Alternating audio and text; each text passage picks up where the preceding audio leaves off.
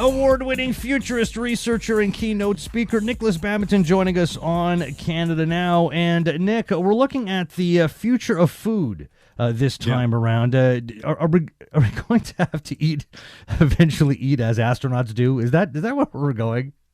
I don't know. There's some people that are out there that certainly like to eat strange things. There's lots of strange diets and fasting and all sorts of stuff. I think everyone in our lives, we've all tried some strange and funky foods, but now it's getting super interesting. Yeah. Well, you pointed me in the direction of a company that provides a healthy meal in the form of a 50-gram square. There's nothing more appetizing than getting your food crushed into a square. So this is a viral sensation. So I sent it to you because is this even real? And I even just before this chat, was like, is this even real? Yeah, apparently it's real. Like these 50-gram squares, and pictures of like models looking super happy eating them, and what's your stack, and what's your. It's kind of interesting, this whole sort of, science fiction world of eating your food by, a roast dinner in a tablet or whatever, right? It's kind of in it. And Soylent is this new sort of drink that you can get done by like sort of Silicon Valley bros for all the nutrition that you ever need, sort of thing. But this is interesting because everyone thought this was a joke. It's a viral sensation. But, why not have like strangely shaped food? I mean, you go to places like Japan and whatever. There's a lot of strange food there. I mean, you can get your entire lunch to be built to look like a cat. So I don't see a problem with this. Yeah, well, and there are erotic bakeries, of course, that that you and I, Nick, will frequent. We go to erotic bakeries all the time, so you can get your food in any kind of shape you want.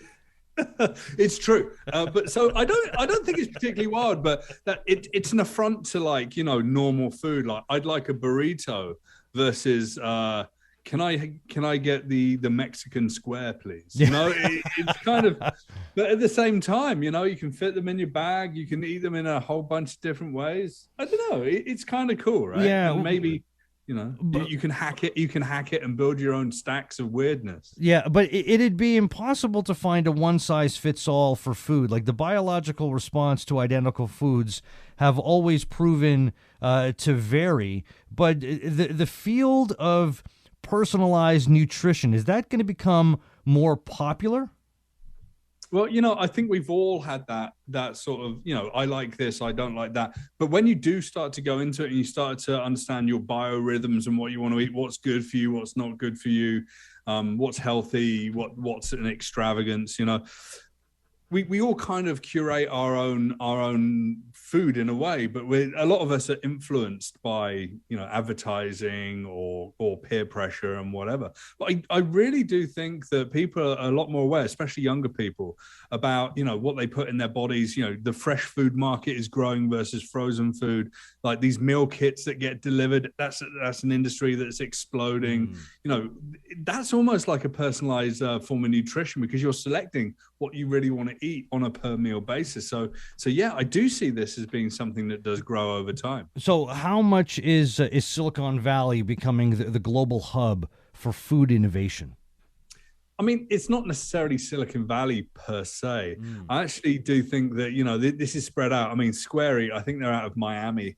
There are these different companies like Blue Apron. I think they're out of Toronto, like in Canada, and you've got HelloFresh, and all these different people are spread in a lot of different places. And I do think that that's really healthy for the industry. I think that having these hubs of for delivery of these boxes or these food products, it's being able to buy food that was grown close to home is going to be of incredible importance going forward, because the logistics around getting food from A to B is under the microscope, and the pandemic's caused an incredible amount of pain in terms of logistics right now.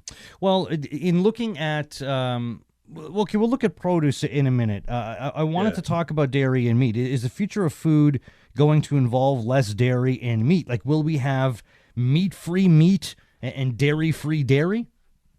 You know what? When you see like Burger King doing the Impossible Whopper, and McDonald's doing the McPlant burger, and then they're promoting that in Africa. And like they're starting to really sort of cross cultural boundaries.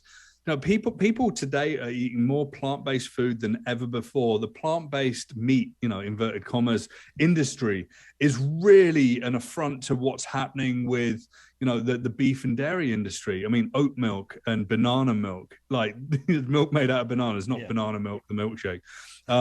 You got pea milk, or I like to call it pilk. It's kind of weird. You've got all of this, and this is these. I'm actually just working with a food client in Europe, and I'm doing all of this analysis, and I can tell you that the next five years or so, people are going to be like opening their fridge to very little meat and a lot of different proteins synthesized from plants, or even lab grown meat as well. So I think it's exciting, but like the beef industry, chicken industry, pork industry, all these people are really worried. The milk industry in Canada, I can tell you for a fact, for a good couple of decades is really worried of what's going to happen to it, because people just don't want to drink milk from cows anymore, right?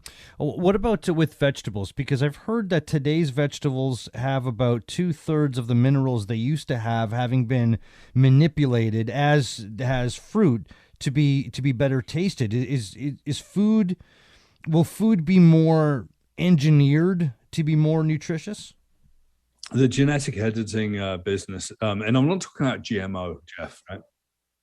The genetic editing business is exploding as well, and it's as much about nutrition as it is about resiliency against bugs or weather changes or whatever, right? And that nutrition is going to be really important going forward, like tomatoes and potatoes and carrots and the such like. So yeah, I do think that there's going to be a big upturn in terms of that.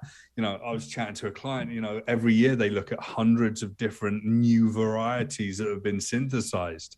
And that's not necessarily genetic editing, that's like breeding. So, it's always out there, but it's as much about, can we grow this in as much bulk as we need as nutrition that we can get from it as well. And vertical farms and things like that are really starting to say, okay, we can open up near your city and we can grow a huge amount of food with less water, fertilizer, less light and whatever, and we can do it quicker. And I think that there's some really big changes coming to the food industry. Yeah, necessary changes, I'm sure, in there as well. Okay, so a few things to look at in terms of food and the food enjoying experience. In the works, like I've read in the works. I'm just going to throw out a few things here that are seemingly in the works. Beer made with wastewater. So what we say about what bad beer tastes like, it may actually taste like that. Lollipops designed to cure hiccups. Now that doesn't surprise me, because there are lollipops that I've brought for my kids on flights that is supposed to help them with air sickness. So I don't know, maybe there's something there. Ice cream and chocolate that won't melt in warm weather. That's another thing that I've heard is happening. Let's see. A robotic kitchen set for consumer release this year, consisting of 2 articulated arms, cooking hobs, oven, and a touchscreen interface. A robot that can chop, whisk, stir, pour, and clean. Each hand has 20 motors, 24 joints, 129 sensors to mimic the movements of human hands. The recipes can be selected on an app. And then, of course, there is a 3D printed food as well that's in the works.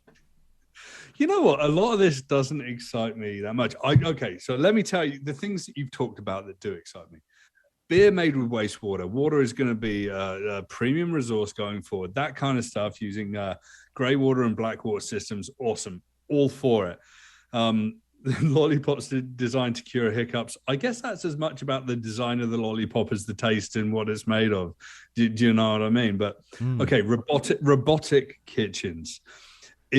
So many people have been trying to build, robotic kitchens that can do, on-demand pizzas or on-demand food. This is. I put this in the category of gimmick robotics. I've seen it. It's been around for a couple of years. These arms come down. I think it was at CES a couple of years ago. we assume that like humans, the way that humans prepare food is like the gold standard. But if you actually think about robotics in a different way and how you build food, then we end up in a world of square eat. And maybe that is that future, right? No, it's true though, right? Right. I mean, why do we want to have a representative of a human making food? There's already sort of artificially intelligent systems that are trying to work out different flavor combinations. When you look at people like Ferran Adria and you look at people like Heston Blumenthal that look at molecular gastronomy, they're trying to mix things together. That's exciting to me. So is beer made with wastewater, right? Just throwing robots at it does nothing for me. You know, we should have an episode where we talk about, you know, the over exaggeration of robots in our daily lives. All right, let's do that on our next talk. Restaurants. Will restaurants provide, you know, more than music as ambience and rather aromatic mists, subtle sound effects, and controlled lighting, maybe even augmented reality headsets that superimpose digital imagery? Could you see that as the future of restaurant going?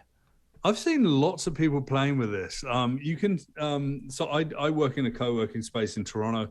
They have their own smell. Like I was told this the other day, you know, it smells like that place, and it was built for them by a company. And it's like, wow, okay.